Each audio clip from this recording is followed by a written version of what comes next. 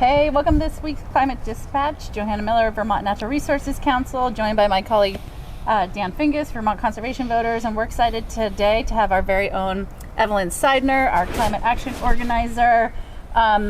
These are the waning days of the legislative session, so there's a tremendous amount in flux right up the street at the State House, including on the budget. We've been keeping you abreast of what's been happening there, and with your help, the Senate successfully included $700,000 to support research needed for successful ultimate implementation of the Climate Superfund bill, holding the largest fossil fuel companies accountable for the high cost and growing costs down the road, likely, of the damages that their products have caused. So we're going to keep you posted on what's happening at the legislative level, but we've asked Evelyn here today, a longtime climate advocate and leader in these issues, to give us a brief update on the Climate Action Plan, the work that's been happening out in communities, and the results as you know them, Evelyn. Yeah, super excited to share an update with you all today. The Climate Action Plan update is due July 1st of this year, 2025, and the Climate Action Office with climate counselors have been going around Vermont this past month and in April to get public feedback on the current draft of the Climate Action Plan.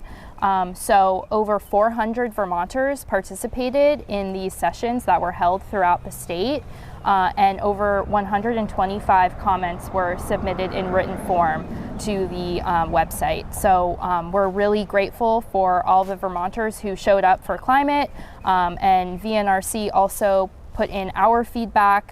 We highlighted the importance of creating a plan that adds up to the requirements of the GWSA. And then we also really underscored the importance of being able to effectively implement the laws that we've passed in just the previous years and sessions. So those are laws like the Climate Superfund Act, which is so important for Vermont's future, especially with the federal implications that we're seeing right now. And then also laws like our update to Act 250, which is incredibly important for our future in housing and compact settlement. And then laws like the Flood Safety Act and Act 59, which is our 30 by 30 and 50 by 50 conservation goals, which also just underscore Vermont's deep commitment to resiliency and biodiversity. Well, thank you, Evelyn.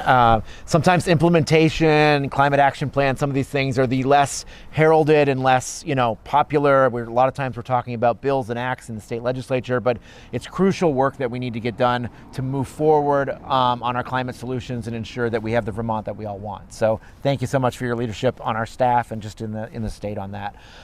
This is the time where I usually provide a call to action, but just on Wednesday, we had done a call to action around the budget, the Climate Superfund and Agency of Natural Resource position. So rather than doing another call to action today, we're just going to say be on the lookout for future calls to action. We really appreciate how you've shown up over and over again during our calls to action, ensuring that we are getting word about what you as Vermonters want to the state legislature. There's going to be more next week, I'm sure, and we may have multiple next week because there's a lot going on. So be on the lookout. And I know we're all really excited for when this session finally ends, probably at the end of the month, hopefully, knock on wood, and we can actually start getting out into communities and seeing you in your communities and really having much better conversations about where we can move forward as Vermont. So thanks so much, as always, and have a wonderful weekend.